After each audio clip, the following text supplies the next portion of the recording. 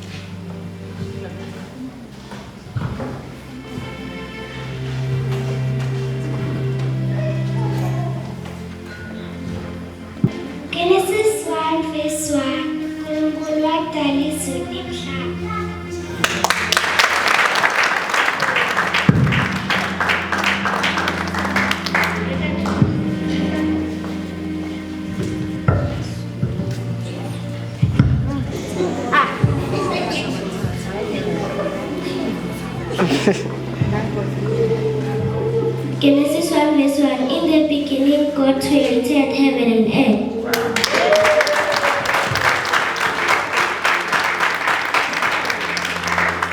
Tanga 20 verse 21. Ungasho ukuthi utatiphindiselela ngaloku thembela kuthi makade takulungisela.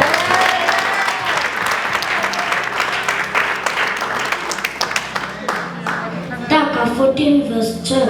Kukhona indlela lebonakala inhle emehlweni emuntu kodwa siphetho sayo kufa.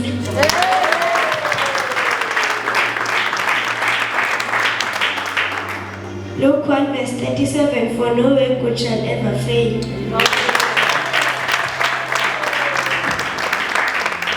Psalms 23. The Lord is my shepherd, I shall not want. He makes me to lie down in green pastures. He leads me beside the still waters. He restored my soul. Therefore I walk through in the valley of the shadow of death. I will dwell in the house of the Lord, for you are with me. Your rock and your staff, they comfort me. You prepare a table before me in the presence of my enemies. You anoint my head with oil. My cup runs over. Show me goodness, and nation shall follow me all the days of my life, and I will dwell in the house of the Lord forever and ever. Amen.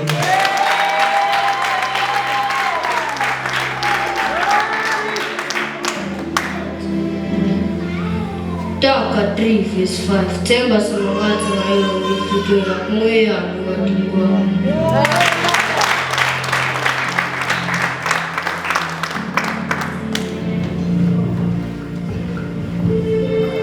Amahubo 125 leSiyoni lengeke itanyatanyiso kodwa leme kuzobe phakathi.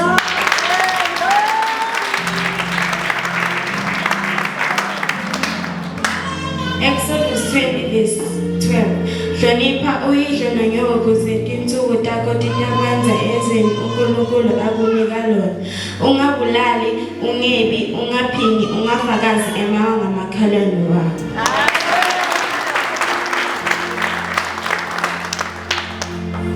Sambulo 3 verse 20. Lalela la, ngime emnyango ngiyangcongcotha. Nangabe umuntu ezwa izingambo, avule umnyango, mina ngiyawungena kuye, ngidle naye adle nami.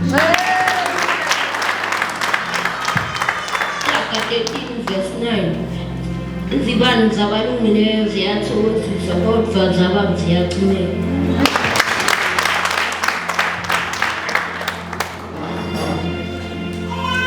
Genesis 1 verse 27. uNkulunkulu wadala umuntu waba ngumfanekiso wakhe, wamdala ngoba ngumfanekiso kaNkulunkulu, wadala lo mvumane nalomsikane.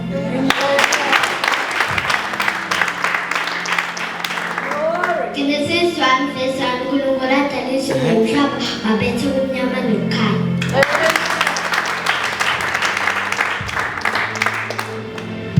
Ihlabelelo 1 verse 1.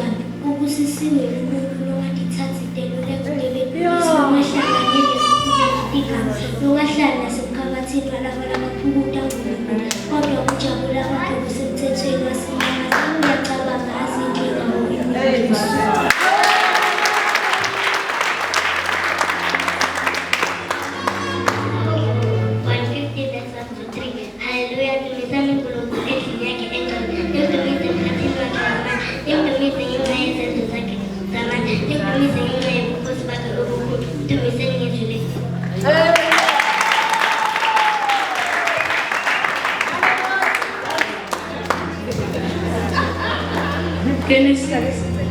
Genesis 29 verse 1. Umuntu lolibele lisodile